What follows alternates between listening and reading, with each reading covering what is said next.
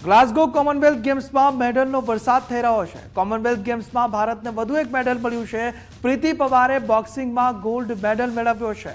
ભારતને છઠ્ઠો gold medal મળી ગયો છે। પ્રીતિ પવારે આ છઠ્ઠો ગોલ્ડ અપાવ્યો છે। કોમનવેલ્થ ગેમ્સમાં ભારતનો વધુ એક મેડલ। પ્રીતિ પવારે બોક્સિંગમાં આ ગોલ્ડ મેડલ પોતાના નામે કર્યો છે।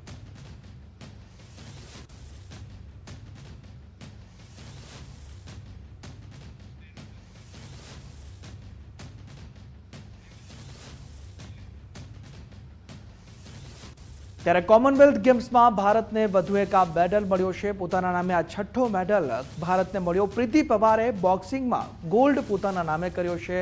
ભારતનું નામ રોશન કર્યું છે। છઠ્ઠો ગોલ્ડ ભારતને અપાવ્યો છે। ભારતને છઠ્ઠો ગોલ્ડ મેડલ મળી ગયો છે। કોમનવેલ્થ ગેમ્સમાં એક બાદ એક મેડલોનો વરસાદ થઈ રહ્યો છે। ભારતના ખેલાડીઓ પોતાનું નામ અને સાથે સાથે દેશનું નામ રોશન કરી રહ્યા છે।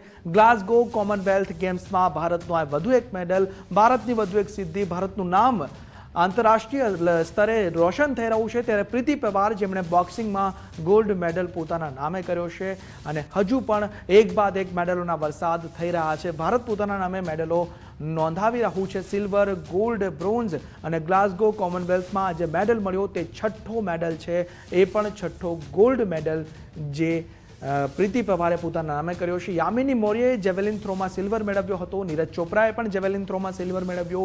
યશવીર સિંહની વાત કરીએ તો જેવેલિન થ્રોમાં બ્રોન્ઝ મેડલ તેઓએ જીત્યો હતો। હવે જે અસ્મિતા ડે અને હર્ષ સિંહે જુડોમાં ગોલ્ડ મેળવ્યો હતો, તેજસ્વિન શંકરે ડેકેથલોનમાં ગોલ્ડ જીત્યો હતો અને પ્રીતિ પવારે છઠ્ઠો ગોલ્ડ પોતાના નામે કરી દીધો છે।